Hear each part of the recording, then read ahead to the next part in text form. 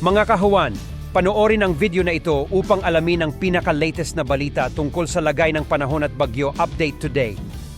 Ngayong araw, meron pa rin po tayong low pressure area. Nandito po ito sa may southern part ng Vietnam. Huling namataan 445 km kanluran ng Pag-asa Island sa Kalayaan, Palawan. So hindi naman na ito ating inaasahan na papasok ng Philippine Area of Responsibility at posibleng malusaw na ito sa susunod na 48 oras. At inaasahan din natin na bagamat po nasa labas ito ng Philippine Area of Responsibility, meron pa rin itong mga kaulapan o yung trough na dala nito ay maaari pa rin magdala ng mga pag-ulan, lalong-lalo na po sa may kanlurang bahagi ng Central at Southern Luzon. Kasama dyan yung Palawan, yung bahagi ng Bataan, Zambales, maging dito sa Metro Manila, Batangas, Cavite at Occidental Mindoro. Samantala, yung southwesterly wind flow o yung hangin nagmumula sa timog kanluran ay maaari naman magdala ng maulap na kalangitan na may kalat-kalat ng mga pag-ulan, partikular na sa may kanlurang bahagi ng Visayas at ng Mindanao. Sa iba pang bahagi natin bansa, makikita nyo, lalo na dito sa may Northern Luzon, walang masyadong kaulapan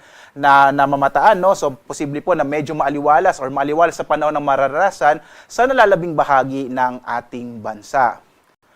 Sa lagay po ng ating karagatan ay wala po tayong nakataas na gale warning kung saan banayad hanggang sa katamtaman na magiging pag-alon dito sa mga baybay dagat ng ating bansa. So maaaring pumalaot yung mga sakyang pandagat at kahit yung mga bangka sa mga baybay ng ating kapuluan. Mag-ingat na lamang po kapag may thunderstorm na kung minsan ay nagpapalakas ng alon ng karagatan.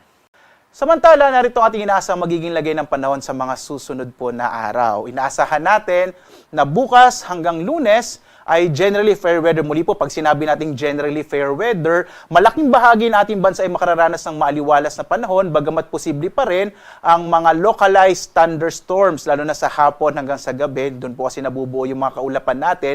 Pagdating ng araw ng Martes hanggang Miyerkules, posibleng ang mas malaki ang mga tsansa o posibilidad ng mga pag-ulan dito sa may silangang bahagi ng Eastern Visayas or dito sa may Eastern Visayas maging sa Bicol region. Dulot yan ang inaasahan natin na pag-ira ng easterlies o yung hangin nga nagmumula sa Karagatang Pasipiko. Samantala naman, base po sa mga pinakahuling datos natin, medyo maliit pa yung posibilidad na may mabuong bagyo in the next 2 to 3 days, at least early next week. Maliit pa po yung chance na magkaroon tayo ng bagyo. Muli po, i-update natin ito kapag may mga bago tayong datos ukol sa lagay ng ating panahon sa mga susunod na araw.